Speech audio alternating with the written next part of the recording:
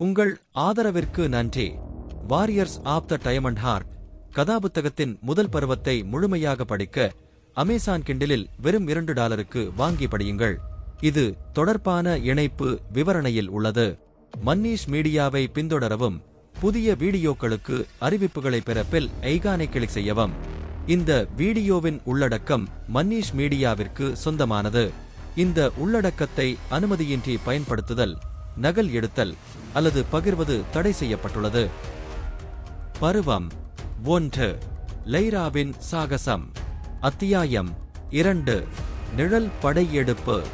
குழந்தை பூமிக்கு லுமினாரியா ராஜ்யத்தில் வந்தது. அங்கு அவளை அரசர் ஆரின் மற்றும் இளவரசர் கேல் கண்டுபிடித்தனர். ஒரு குளத்தில் அவள் நீல வைரங்களால் சூழப்பட்ட ஒரு பையில் இருந்தாள். கேல் குழந்தைக்கு லைரா என்று பெயரிட்டார். அழகு மற்றும் நேர்த்தி என்பது பொருள். லைராவின் இதயம் வைரத்தால் ஆனது. இந்த ரகசியம் யாருக்கும் தெரியாது.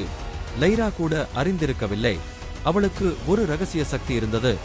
யாரேனும் அவளை காயப்படுத்த முயற்சித்தால் அவர்களின் ஆற்றலில் பாதியை உறிஞ்சி வலிமை பெறுவாள். கிராக்ஸின் அவையில் இருண்ட இடைவெளிகளில் கோபத்தாலும் விரக்தியாலும் நிரம்பினார். அதனால் கிராக்ஸ் தனது மிகவும் நம்பகமான தளபதி சராத்தை அழைத்தார். சராத், பூமியிலிருந்து வைர இதயத்தை என்னிடம் கொண்டு வாருங்கள். நட்சத்திர சக்தியுடன் நான் இந்த பிரபஞ்சத்தை ஆள்வேன். கமாண்டர் சராத் கட்டளையை நிறைவேற்ற உறுதியுடன் பணிந்து புறப்பட்டார். கமாண்டர் சராத் மற்றும் அவரது இருண்ட படை பூமியை வந்தடைந்தது. அவர்களின் அச்சுறுத்தும் இருப்பு நிலத்தை மறைத்தது. அவர்களின் நோக்கம் தெளிவாக இருந்தது: வைர இதயத்தை கைப்பற்றி உரிமை கோருவது. சராத் தனது இருண்ட படைகளை நிலத்தின் மீது கட்டவிழ்த்துவிட்டு வைர இதயத்தை தேட அவர்களை விஷமுள்ள உயிரினங்களாக மாற்றினார். இதற்கிடையில் லுமினாரியாவில் லைரா ஒரு சிறப்பு இளவரசியாக வளர்ந்து கொண்டிருந்தாள். அவள் புதிய விஷயங்களை கற்றுக்கொள்வதில் மிகவும் திறமையானவள். மேலும் 14 வயதிற்குள் வாழ், சண்டை மற்றும் மலித்தத்தில் சிறந்து விளங்கினாள். ஆனால் லைராவை உண்மையிலேயே சிறப்புறச் செய்தது அவளிடம் இருந்த ரகசிய சக்திதான். அவள் சண்டையிடும்போது அல்லது மலித்தம் செய்யும்போது அவளுடைய எதிரிகள் தங்கள் ஆற்றலில் பாதியை இழக்க நேரிடும் மற்றும் லைரா அதை உறிஞ்சிக் கொள்கிறாள். ஆனால் லைரா தனது சிறப்பு சக்தியை உணரவில்லை. லைரா கனிவாகவும் அடக்கமாகவும் இருந்ததால் மக்கள் அவளை நேசித்தார்கள். அவள் தன் திறமையை பற்றி பெருமை பேசவில்லை. லைரா மற்றவர்களுக்கு உதவவும் தனது ராஜ்யத்தை சிறந்த இடமாக மாற்றவும் விரும்பினார்.